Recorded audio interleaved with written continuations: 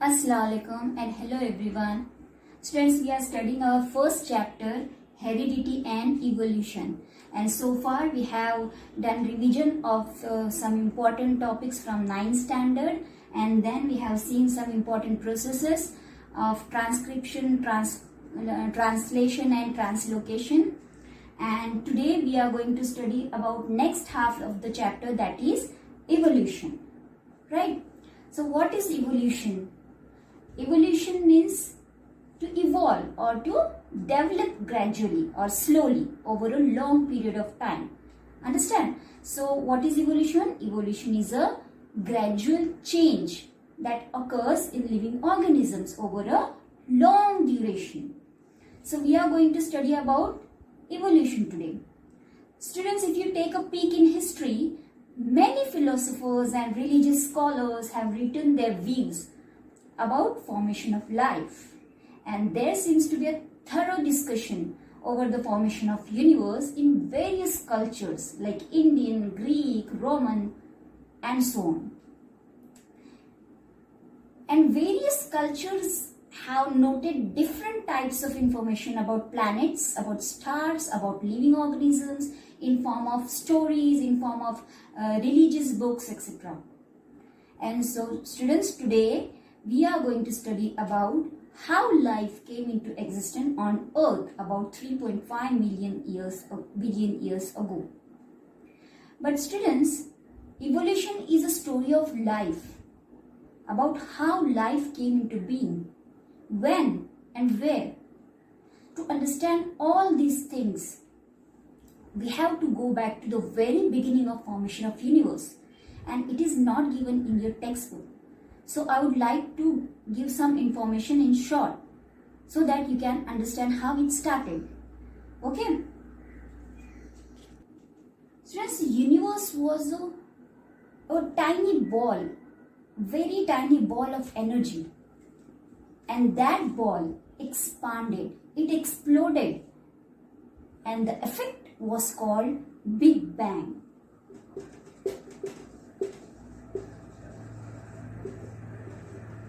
Big Bang theory, you must have heard about it. That is the theory about how universe was formed. So the effect was called Big Bang. Then the universe was born. And at the beginning, the temperature of the universe was very, very high. Then slowly it started cooling down. And after cooling down, galaxy was formed. Many celestial objects were formed.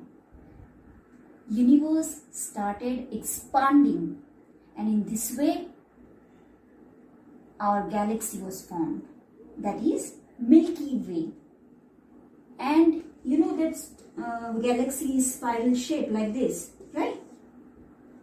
On one side, in one corner of our galaxy, was an average sized star, and that star is what? Sun. That is sun. And around the sun, our solar system was formed.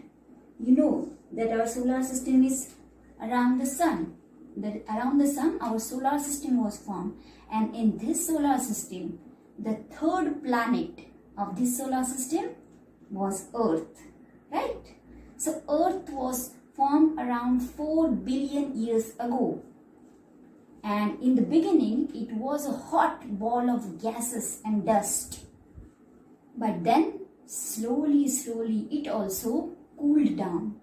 And then an envelope of atmosphere was formed around the Earth. Now, this atmosphere consists of various elements like helium, hydrogen, oxygen, carbon, nitrogen, etc. And these various elements were continuously reacting with each other, and they were forming new compounds, and hence at that time water was formed. You know water is a compound. So during these reactions water was formed. Since temperature was very high then, so water was formed in form of vapor. Right? At high temperature water is in form of vapor. So at that time water was formed, but in vapor form. But as I said, before temperature was slowly going down. Earth was cooling down. So this water, which was in form of vapor, it started condensing. And then it started raining. After condensation, it started raining. And this rainfall lasted for almost 60,000 years. It was continuously raining. And because of this, rivers, oceans, seas and streams were formed. And this is how water came into being on Earth. And after 3.5 billion years ago, life existed on Earth in this water. You know, according to history, first living material, that is protoplasm, has been formed in ocean. And in due course of time, unicellular organisms form, and gradually changes occurred in these unicellular organisms, and from which larger and more complex organisms were formed. So around 3.5 billion years ago, life had not been existent on the earth, and at the beginning there may have been only simple elements in the ocean, on the earth, and simple type of organic or inorganic compounds may have been formed from those, right? And complex compounds like proteins and nucleic acids may have formed afterwards, after a long period of time. And the first primitive type of cell or basic type of cell, that is protoplasm, may have been formed from the mixture of different types of organic and inorganic compounds. And number of these cells may have increased at the cost of the surrounding chemicals, right? And there may have been some differences among these cells. Some may have shown good growth, and some may have perished or you can say destroyed, which could not adjust to the surrounding. And this is called the principle of natural selection, which is given in your textbook, the theory of natural selection. So at present, crores and crores of species of plants and animals with huge diversity regarding shape and complexity are present on the earth. And animal diversity ranges from unicellular amoeba and paramecium to man and a giant whale, right? So there is a vast diversity. And the plant diversity consists of various species ranging from unicellular chlorella to huge banyan tree, right? The life exists on earth everywhere, right from equator to the poles. Organisms are present in all places like air, water, land, right? Humans have shown very much curiosity about origin of life. Different theories about origin and evolution of life have been proposed till today, and of which theory of gradual development of living organism is accepted.